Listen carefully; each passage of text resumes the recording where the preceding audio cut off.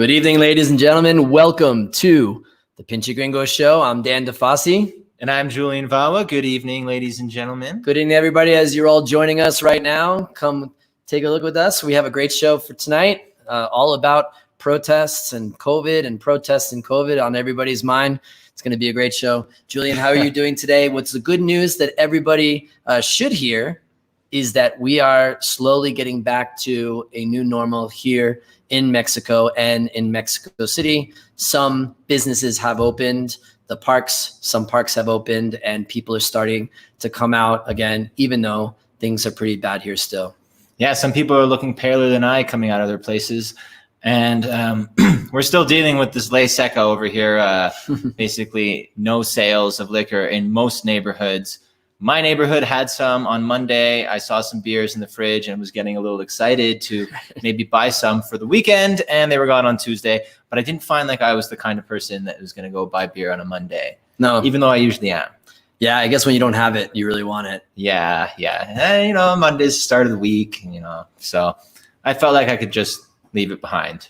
Yep. Well, hopefully beer will come back sooner than later because I think that's something that people are really stressed out about here in the city. Yeah.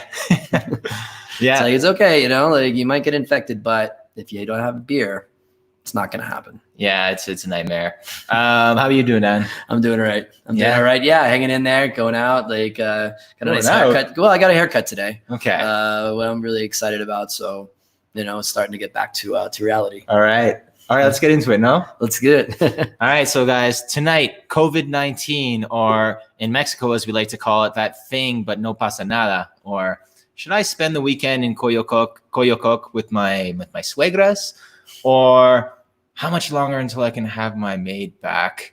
Or the old awkward, hey, is this awkward the elbow bump thing even safe at all still? Had its most lethal day on Wednesday with 1,000 deaths being reported by the Ministry of Health.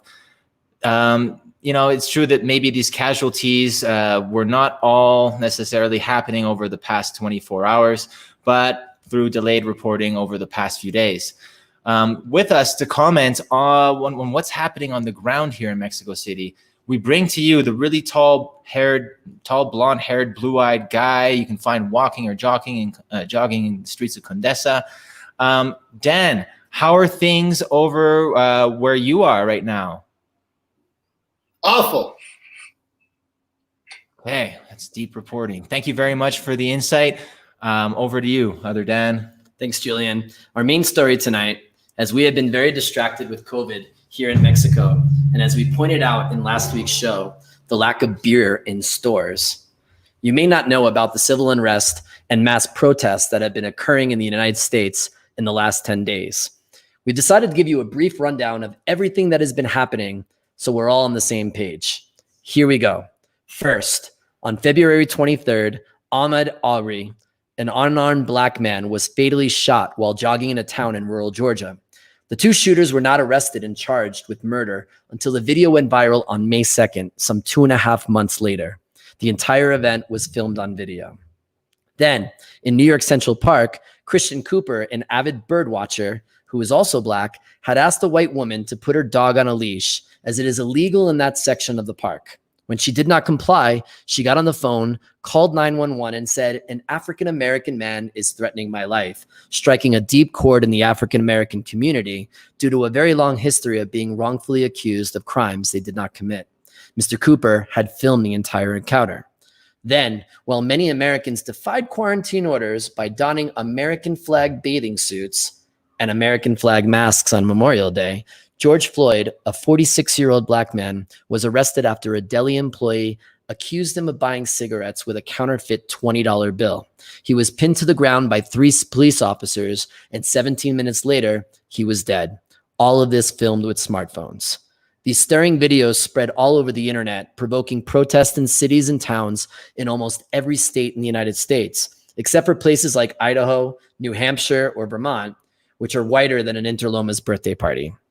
The marches and protests have been largely peaceful, with sporadic looting and arson that have seemed to distract the main point of the protests. the cry for justice and equal protection. Local police have also largely have restrained themselves, with some actually joining the marches or bending on one knee in solidarity with the protesters, although there have been sporadic use of force in certain instances. President Donald Trump has been responding to these protests by declaring to establish law and order with military force, offering these forces to governors, which have been largely rejected. And then he tweeted on May 28th, when the looting starts, the shooting starts, citing a similar expression used in 1967 by a racist Miami police chief.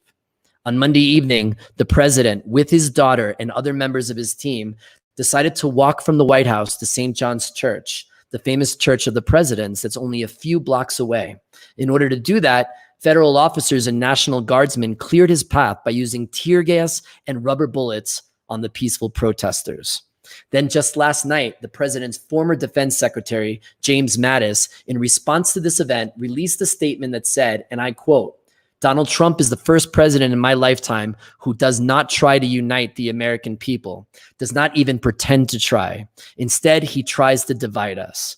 He referenced the Nazi strategy of dividing and conquer in his statement, and that using the military to stop these protests is a gross violation of a citizen's constitutional rights. So that's the rundown. And for more reaction on this, we bring in Agustin Barrios Gomez, scholar, historian, former federal congressman, news anchor, and member of COMEXI, the Mexican Council of Foreign Relations, and so much more. Good evening, Agustin. Agustin, tell us, Mexicans watching all of these events unfold, so many things seem so familiar, but it seems like after Tlatelolco in 68 and other times when the PRI have oppressed, that when there are protests, the local police are extremely reluctant to react with any type of force during these mass protests. Right. Well, no, there's a radical difference between the way things are handled in Mexico and things are handled in the United States. Mostly because after 1968, there's been such a massive loss of trust in authorities that they no longer use force practically under any circumstance. If you calculate, I actually once did the numbers.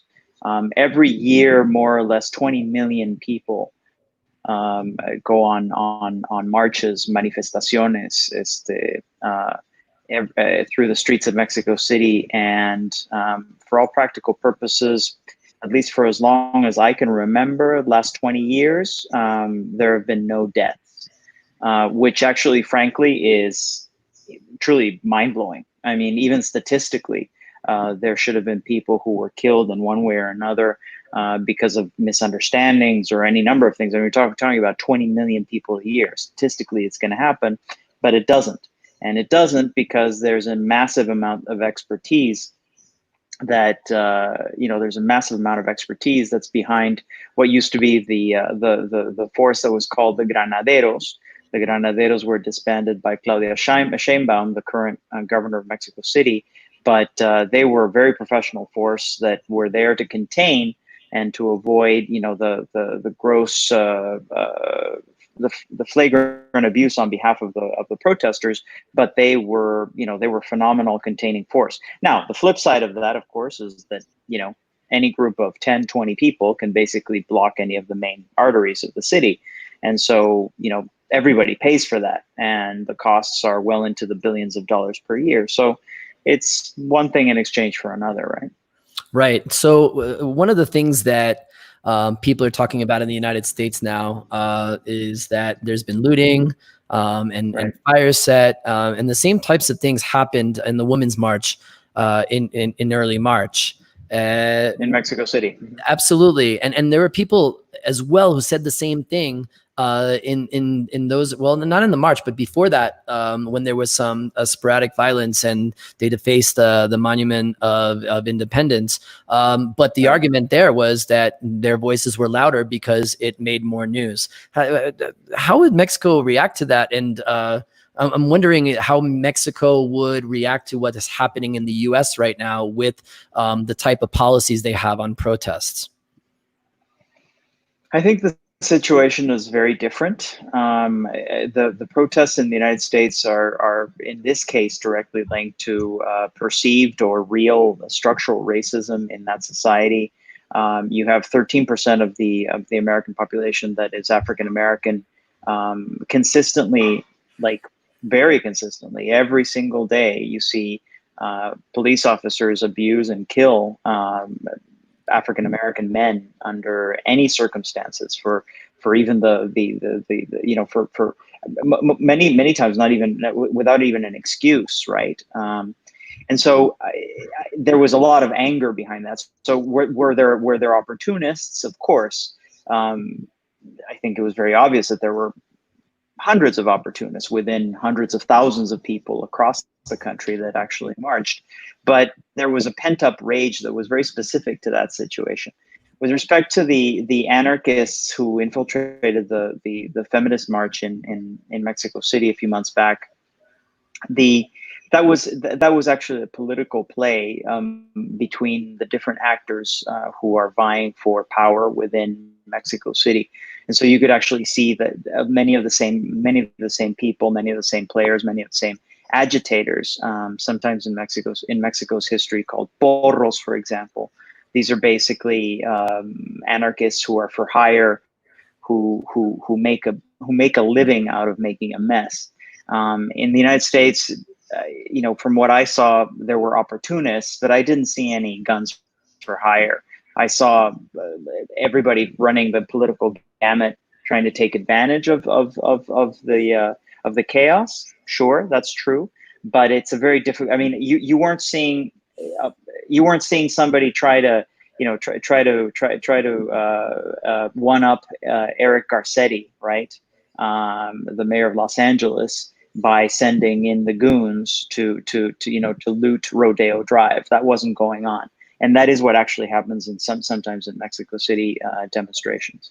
Right. And then there was some argument during the massive protests when the 43 students were killed, and there was a lot of unrest here in Mexico City, that the former government were behind sending vigilantes in. And there have been some talk in the United States that has been happening as well, to make fear right before in a very intense and important election in the United States. A federal election, sure. Yeah, I mean, I think you've got enough whack jobs out there. I mean, you have enough people on the extreme right and on the extreme left to you know, if you simply organize them properly and they show up in the right place, they're going to make a mess, right? I mean, these are people who basically feed off of conspiracy theories 24/7. They are armed, which is very different from Mexico. I mean, you know, there are certainly a lot of arms in Mexico in the hands of a lot of criminals, but these aren't the people that are showing up at protests. These are not the, you know, they're not the ones who are motivating social change or trying to make, you know, things difficult in that aspect. These are the people who are, you know, in the ungoverned parts of the country, who control the drugs trade and all of that. Very different group of people. Here, when you're talking about what's going on in the United States, you've got, you know, a tinderbox of survivalists, Antifa types, you know, guns right, like Taliban types. I mean, these are people who have AR-15 semi-automatic rifles turned into automatic high-powered assault weapons in their homes. It's a different group of people. Right. So we always talk about how when things happen in the United States, it's kind of like a rubber band, that it affects Mexico 1 quarter in business terms, 1 quarter or 2 quarters later. But we're seeing something really fast and something fascinating, that there was a man, Giovanni Lopez, that in pretty recently was killed because he was not wearing a mask in a small town in Jalisco. And now we see on social media people talking about this. How is this going to affect the police here in Mexico? And is police brutality as much of a problem here in Mexico with the disenfranchised than it is in the United States with African Americans? No, it's a completely different phenomenon. In many ways, it's worse, but it's a completely different phenomenon. In the United States, it's a product of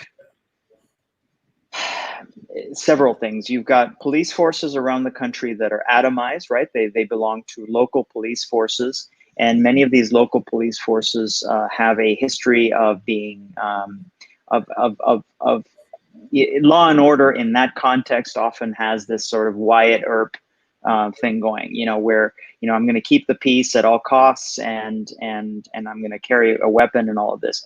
In the context of the fact that the general society that they are supposed to be taking care of, many of the people who are in that society are actually armed. So it's a dangerous milieu, right? 50 police officers every single year in the United States get murdered on the job. And so that it's the people who actually sign up for the police force. These are people who are already amped up in a way that many of them have military training. They are certainly militarized. After the Gulf War, how surplus military equipment was actually given to police forces around the country, tanks, just high-powered weapons, all sorts of militarization went on in the local police forces. And you have a lot of that Rambo, culture going on, which ends up feeding racism and all of that. And that's what you're seeing in the United States. In Mexico, what you're seeing, two things. One, I was looking at the story of Giovanni, the independent, he was not actually arrested because he wasn't wearing a mask. It was because he had actually, he had been aggressive or uncooperative with two other police officers beforehand. I was watching the governor of Jalisco explain that situation, but the governor of Jalisco was actually being very clear that independent of whatever happened before, that he was not going to be, that the focus of the investigation was not going to be on Giovanni and whatever misdemeanor or whatever he had done before, but rather on the murder itself. And I thought that was very, very clear on the governor's behalf.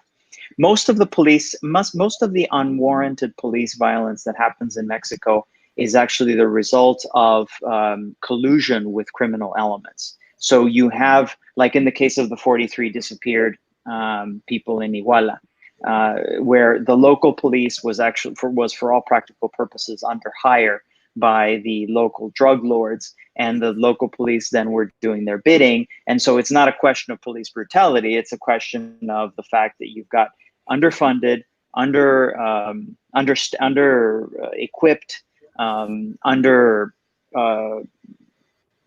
trained police officers being co-opted by these local drug lords and then doing their bidding. So it's not about police brutality; it's about organized crime, and it's much more serious, to be frank, because obviously, it's horrifying what's done by a lot of municipal police forces in this country.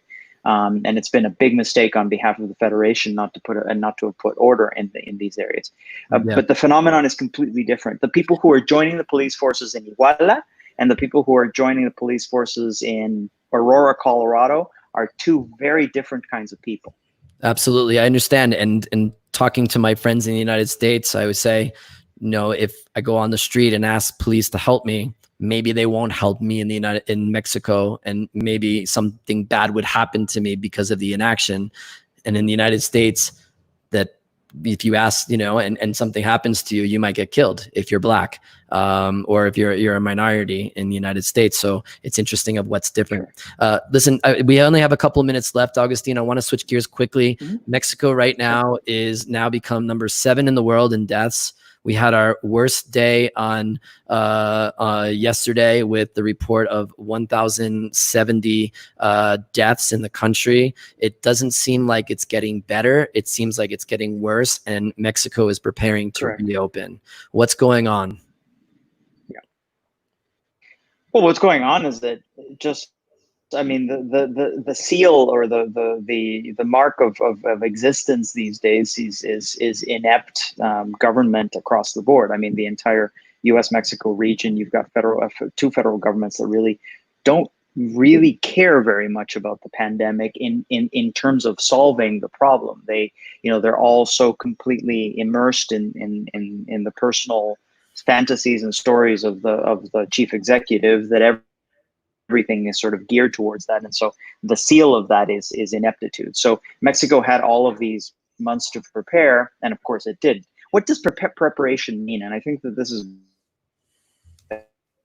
So why do you lock a country down? You don't lock a country down at this point because you're actually going to do away with the virus. That that was unrealistic time that we did that in Mexico, or by the time you did that in the United States. You lock a country down to buy yourself time to get prepared, so that when you lift the restrictions, you actually have, you have mechanisms in place in order to protect the population. What do those mechanisms look like? They're very specific. You do not deviate from them. One is test, isolate. So you need to have testing. You need to have testing, and you need to have the ability to track, contact trace, and you need to have the ability to isolate. And the other thing is to wait for eventually for a cure. And so that wasn't done. So you basically lost a whole bunch of months. And this happened in the United States as well. And so I guess the ineptocracia in Spanish, kakistocracy, which is a Greek term, which is a government by the worst, people who just are not governing, because governing is you're breaking up a little bit, Augustine. I understand why we're not seeing field hospitals that we should be, and why, having had all this time. Yeah, we can hear you. You're breaking up a little bit, and sorry, maybe the connection is a little bit bad over there by you. But I absolutely agree, Agustin. The New York Times did an incredible report the other day of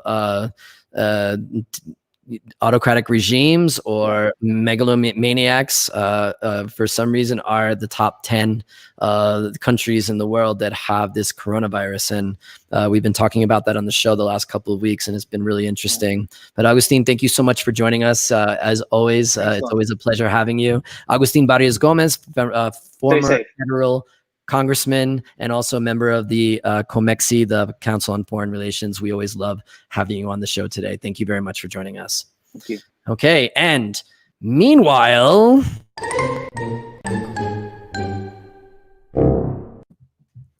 so guys, meanwhile, in Montreal's Old Port, a whale has been spotted. So this whale shows up upriver on the St. Lawrence, all the way to Montreal, Canada, about 600 kilometers away from the sea, which is remarkable because humpbacks usually live in salt water. You knew that. Apparently, they can go up to 2 weeks in fresh water, and he's already been hanging out up there for about a week. So why might he be chilling around so long, enjoying such a whale of a time? Is he tired of salt? Are people throwing poutine into the water? Is the whale a political refugee from the US? Meanwhile, an Italy-bound flight returns to Germany due to a closed airport. I don't even know where to start with this one, people. If you're afraid of flying, you might want to tune out for a few seconds. A flight from Dusseldorf all the way to Sardinia had to fly back to Germany after having learnt upon arriving in Sardinian airspace that the airport was closed. You would think they would have cleared this up before flying. I mean, I'm no pilot, but please tell me that checking with the destination airport is part of the checklist at the start. You can just imagine, right? Sardinia, do you copy? Sardinia, do you copy? It's probably just texting. All right, let's go. Flight crew, take your positions. Let's get moving on this. I mean, I'm really not the most planning ahead kind of guy, and I still check Google Maps before going to a restaurant at about 9 p.m., but perhaps the most oddest thing about this whole thing was that the flight came out of Germany, like masters of organization. I mean, the pilots couldn't have been German. I mean, there's just no way. Meanwhile, in the UK, a soon-to-be father / OCD math nerd wanted to be a little creative in naming his unborn son. His idea, let's name him Rubik's Cube. The wife thought at first he was joking, but when she realized he was serious, she took to Reddit to let the public decide. And comments included, you'd have to travel to the 4 corners of the world to find a stupider name, which I agree with, and brings us to an advertisement from our sponsor. This way. Condoms, helping you not get stuck with the loser who will ruin your children's lives. Meanwhile, a mother in the UK was overly excited, thinking she was about to receive praise online for her amazing outside-the-box parenting ideas. The wisdom in placing her 7 and 3-year-old kids unattended in a bathtub with paint next to them for 15 minutes has shined bright across tabloids for all aspiring parents to see. The result was obvious. I mean, maybe she thought this is how Monet became a painter, or perhaps in these times, the question must be asked, is a ruined and colorful bathtub somehow a child's metaphorical take on lockdown? And now another word from the same sponsor. Condoms. Too bad they weren't invented during your parents' era. Now how about we check in with Pinche Gringo's Barbecue's commercial director / Miss Universe, Laylah, to get a taste of what's new on the menu. Laylah, thank you so much for delivering. I'm doing great. How about you? I'm amazing. This week I'm green. That's why I sent you one of our healthy bowls. Yes, I have it here. I'm just about to open it up. It's okay, healthy looking. You can order this if you. I'm sure you're gonna love it. But you can go into our webpage, or you can contact our WhatsApp representative, and then you can make your order. The good thing about this is that you can make combinations from vegetables, proteins, and the base. I hope you enjoy it, guys. It's an amazing product. We're so happy to add this to our menu. Yeah, this is really awesome. This is for, I guess, like the more healthy-minded and want to be fit person. It's perfect for me. Want to be fit. You sent me turkey. I really appreciate that. What kind of meats do we have to choose from? We have brisket, we have pulled pork, we have turkey, we have sausage. So you can mix and match. And I suggest you to try different combinations because all of them are amazing. The vegetables that we're using are so fresh and are cooked with special recipes. So I'm sure everybody's going to love this product. And you can go out of quarantine without that bill. Okay, well, so even within quarantine, we could still have this delivered to us, right? Of course. The only thing is that if you go to the restaurants, you're not going to find it. It's only for delivery. That's important. Okay. Well, thank you for delivering this to us, Laylah. Thank you, guys. See you next week. I can't even talk. I'm so happy. It's so good. Don't talk. Eat. Yeah, you don't have to talk now. I do the next things, and you just eat. I'm just going to keep on eating. Yeah. All right. Well, thanks so much for joining us, Laylah, live from Querétaro. Now let's talk about a few of the events coming up at Pinche Gringo Barbecue. We aren't open for events just yet. That's going to be a few more weeks. But meanwhile, still online, we're blowing up with content still as usual. On Friday night, we have Happy Drink Talks with Marcelo Lara. That'll be taking place at 8 p.m.